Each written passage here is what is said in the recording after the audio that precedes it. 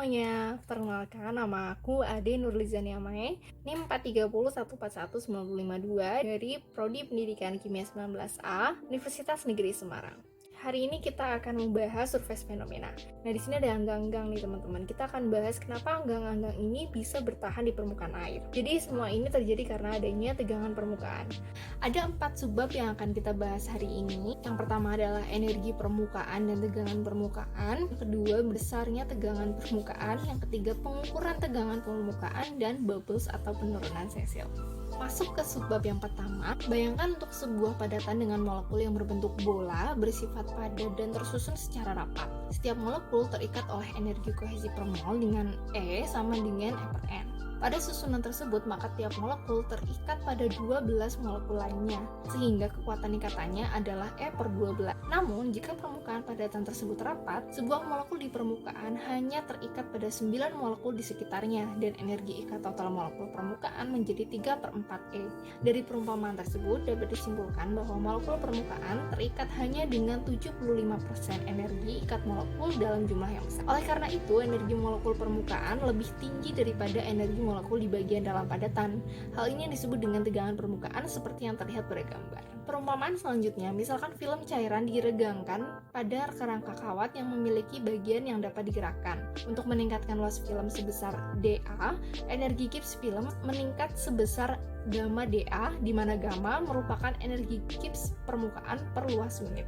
Peningkatan energi Gibbs menyeratkan bahwa gerakan kawat ditentang oleh gaya F jika kawat bergerak sejauh dx. Usaha yang dilakukan adalah Fdx. Kedua kenaikan energi ini sama dengan Fdx sama dengan gamma dA. Jika L adalah panjang bagian yang dapat digerakkan, pertambahan luasnya adalah 2L dx. Faktor 2 muncul karena film memiliki dua sisi sehingga persamaannya menjadi Fdx sama dengan gamma 2L dx atau F sama dengan 2Ly. Beberapa nilai tegangan permukaan dari zat cair disajikan pada tabel berikut. Ada aseton, benzen, karbon tetaklorid, etil asetat, dan etil alkohol. Kemudian untuk sebab yang kedua yaitu besarnya tegangan permukaan. Sesuai dengan penjelasan tadi, diperkirakan bahwa atom permukaan memiliki energi kira-kira 25% di atas energi yang ada dalam jumlah besar. Energi berlebih ini tidak muncul dalam sistem ukuran biasa karena jumlah molekul di permukaan adalah fraksi yang tidak signifikan dari jumlah total molekul yang ada.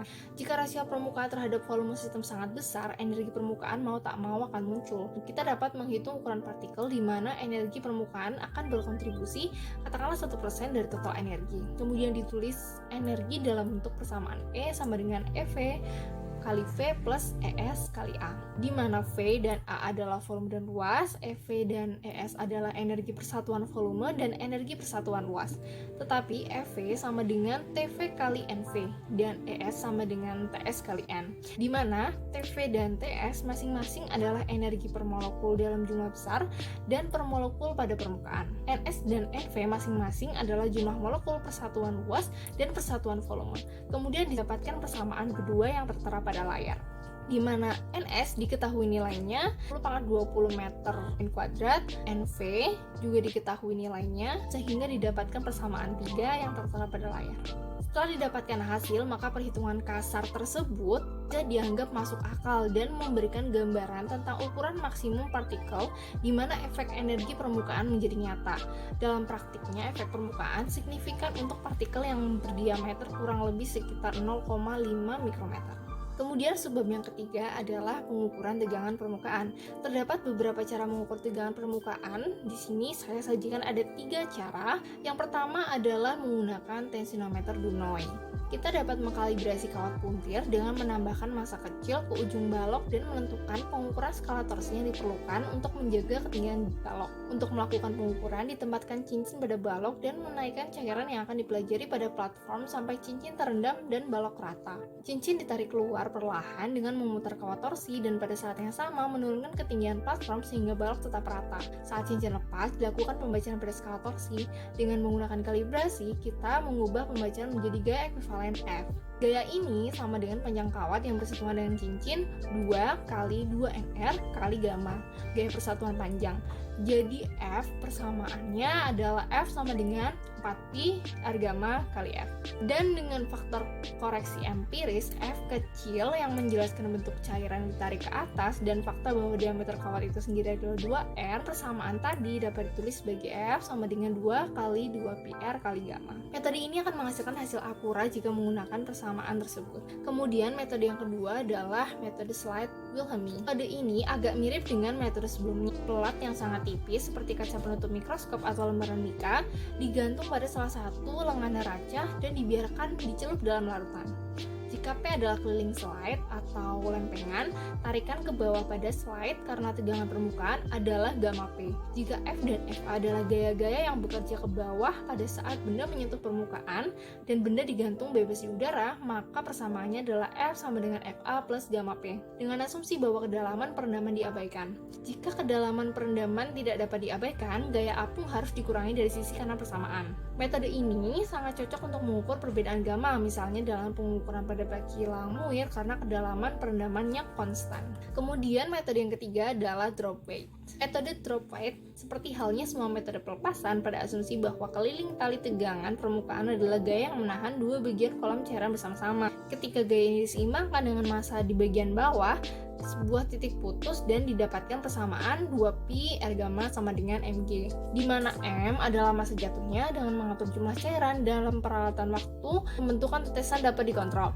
Penurunan harus terbentuk secara perlahan jika metode ini ingin memberikan hasil yang akurat, tapi meskipun demikian faktor koreksi empiris harus digunakan. Kemudian untuk selanjutnya burst atau sesi drop atau penurunan sesi. Kita dapat menentukan tegangan permukaan dari tekanan maksimum yang diperlukan untuk meniup gelembung di ujung tabung kapiler yang direndam dalam cairan. Pada gambar 18.8, 3 tahap gelembung ditunjukkan.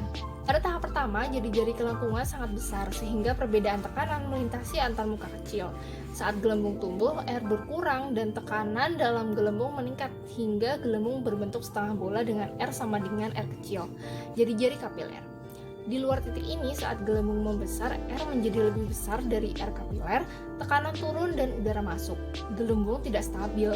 Jadi situasi pada gambar 18.8b mewakili radius minimum dan oleh karena itu tekanan gelembung maksimum dengan persamaan 18.9. Dari pengukuran tekanan gelembung maksimum, nilai I dapat diperoleh. Jika Pmax adalah tekanan maksimum yang diperlukan untuk meniup gelembung dan pH adalah tekanan pada kedalaman ujung H, maka persamaan Pmax ditunjukkan sebagai berikut.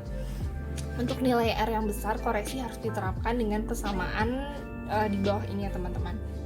Di mana H adalah jarak antara puncak jatuh khatulistiwa, titik di mana dy per dx plus min 0, fungsi y sama dengan yx adalah persamaan profil jatuh. Pada foto profil drop menghasilkan tegangan permukaan.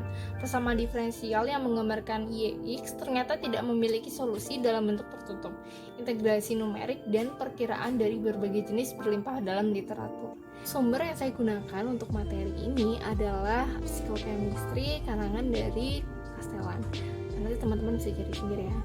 Mungkin sekian untuk hari ini. Semoga materi yang bermanfaat. Jangan lupa video ini di like, jangan lupa subscribe aku dan juga di share supaya bisa nambah pengetahuan teman-teman semua. Semoga bermanfaat. Have a great day. Thank you.